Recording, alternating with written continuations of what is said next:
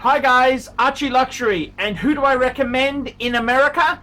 In America, who do I recommend for quality pre-owned wristwatches?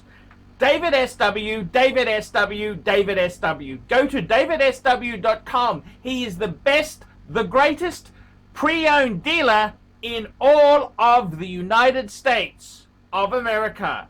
David SW, David SW, David SW. Going ahead next 20 years. It's amazing, isn't it? Well, I don't know if it's amazing. It's got its different problems there. Well, it's got different problems and different opportunities. Like the thing is, if you look at through 1950s eyes, right? A computer was the size of this room. Yeah. And it didn't have a screen. It printed something out. You put all this information in. On a punch paper tape, and then you fed that into something. Yeah, that's right. You know, it's sort of. And then it didn't work half the time. But this is the whole thing. It's the world that we live in now. You seem to forget this. Like when you tell a story, you always base it on this was when you were in the bank. You tell these stories, right? Oh, it's the bank's you don't. changed. No, but you don't realize it's so different. The whole Yeah, workplace is different. I do realize it's different. The best way you can look at this is if you look at. So you're born in 48. Have a look at what a card looked like in 48. Yeah. Right. If you were rich, you had a Rover, right? That's like a vintage car now. And it was a big metallic monster. No, it wasn't. No, it wasn't really. How do you mean big metallic monster? Well, it wasn't the light steel they got now. They had heavy steel. And why do you say that? You think no? I remember one that had an accident in our street, and it was a big monster thing, and it was. Cars are bigger now than ever. Yeah, but they got more safety features than ever. Because before you had no seat belts, and everything was solid steel. Oh, wasn't that? That's what a Rover looked like, 1948. Yeah, that's the type of car I'm talking about. That had an accident. Is that a Rover? Is it? Yeah, that's a Rover. Yeah, wow. Yeah. Okay. Yeah. So. I remember those. You had to be rich to have one of those. That was a bank manager or a doctor had one of those. Wow. You weren't factory worker. Yeah. You know, it's sort of. It's a beautiful car, really, isn't it? You know, even now you can see the beauty in it.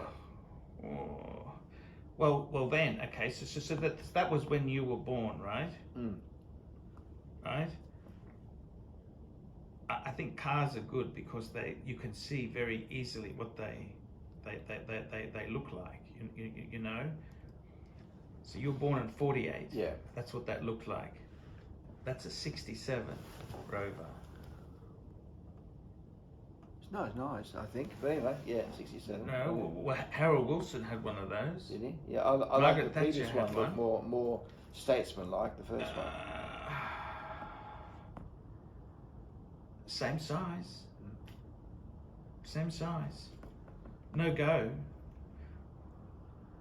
And then you know, you have a look at this here. They've still got them now, Rover, in the UK? Well, see, the thing is, then you look at 70s. Okay, so what happened? So that one you saw, then that's the mid 70s Rover, right?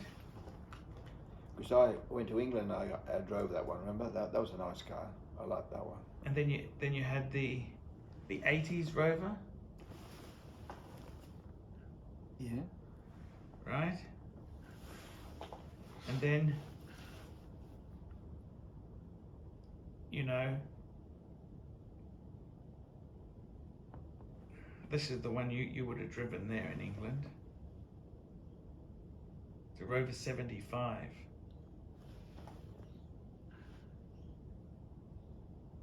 You don't remember that, no? I think it was a bit more shapy than that. Look at 1981. Well, that's a 2002 one. Is it? Yeah. Oh, shit. Oh, yeah. Because that one, I had a really beautiful car. So it was nice. Took a photo of it somewhere. It had locks on the wheels because people were pinching wheels. What colour was yours? Green. Dark green. Beautiful car. That's what it looked like. That's it? Yeah. That's a beautiful car. Well, they don't make it anymore. You know, that's so beautiful. You know, What? Your British friends over there. You know, those clever ones who they terrorised the country. They killed the car industry in England. Yeah. Well, if Germany can still make cars and successfully, with for not just one brand, but BMW, Mercedes-Benz, Porsche, even VW. Yes. They can still do it. Well, what the hell happened to England? They just fell apart, didn't they? So why can Germany do it but not England do it? And England has some good cars. Rover, Rolls-Royce. Yeah. You know, the funny thing is, the first Toyotas were in Austin, put together in Japan. That's what they were. Yeah. Even BMW was English car rehashed. Yeah, yeah. How could they fake it up so much like that? How could they have done it? Yeah. And it's just that. Do they make any cars in England at all now? They make cars in England, but they're not English owned. They're not English companies. They've sold them all off. Well, they went broke. It's the wages and that probably was. No, Germany's got high wages, low quality. Low quality. No, they had very unruly industrial relations there. That 3-day week the Labour Party was on. It wasn't such a good bloody idea. If you don't do any work, eventually, if you make enough crap that doesn't work, people stop buying it. Yeah. That's what happened.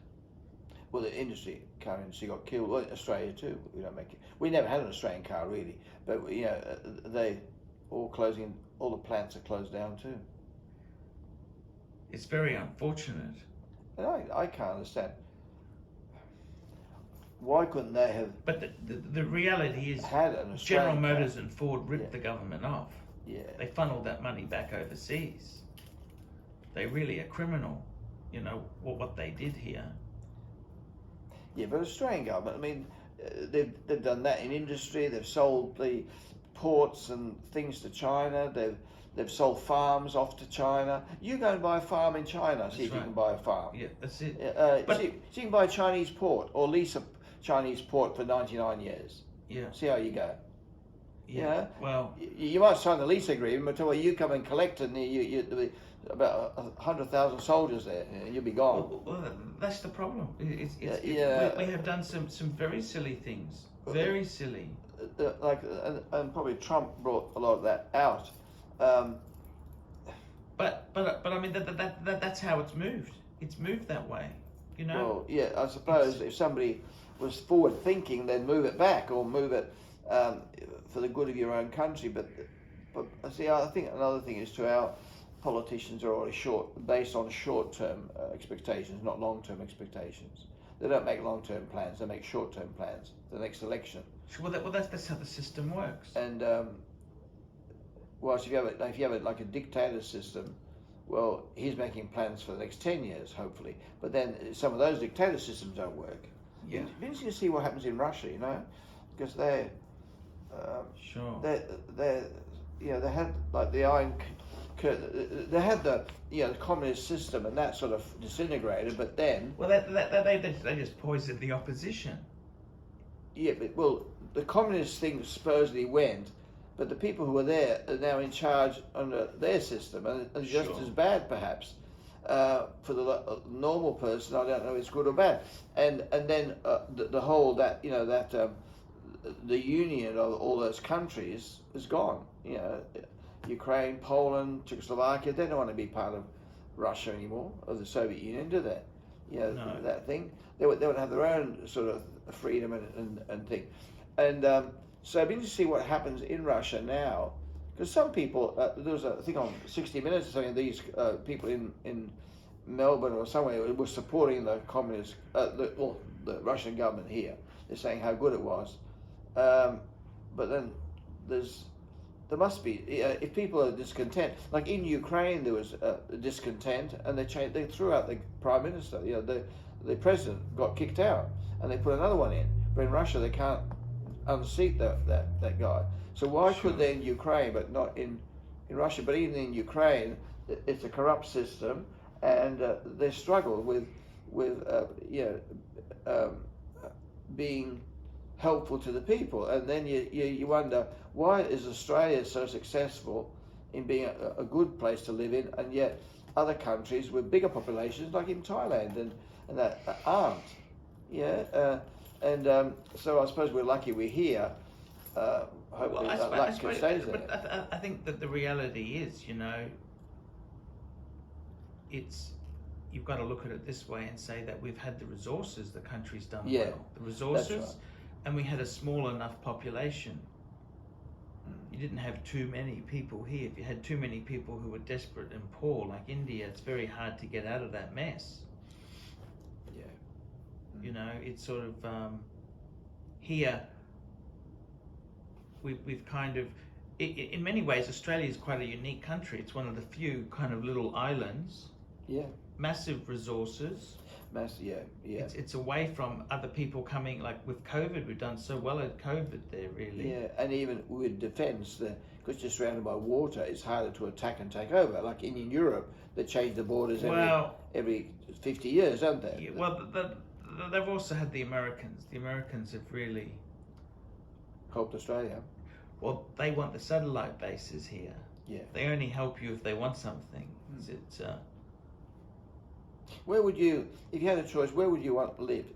Sure. Bearing in mind the uncertainty, what country would you want to live in? Well, actually, as somebody...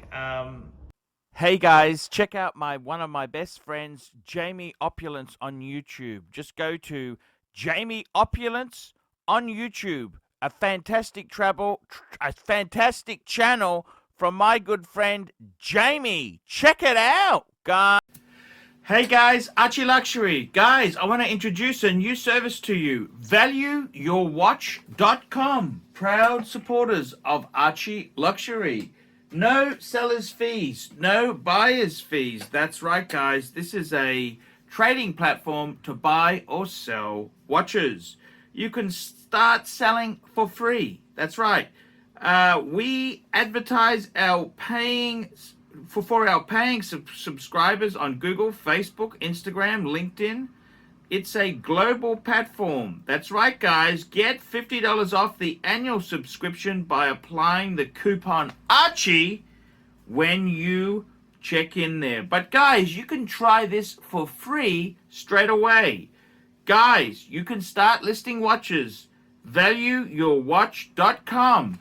Give it a try and tell me what you guys think of that. All these neck just wanna be a mini me. All these neck just wanna be a mini me. All these neck just wanna be a mini me.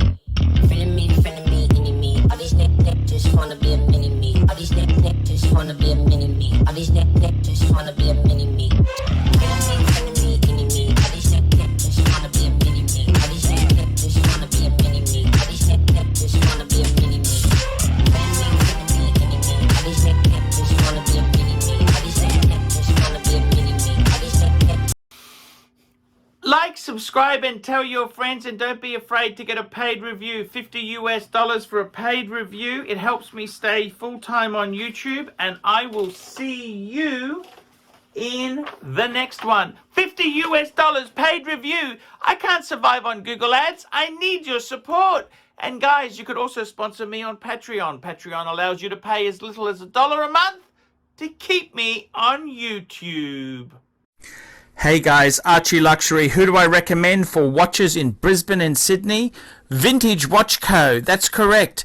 Vintage Watch Co. in Brisbane Arcade in Brisbane and the Strand Arcade in Sydney. Vintage Watch Co. Brisbane and Sydney.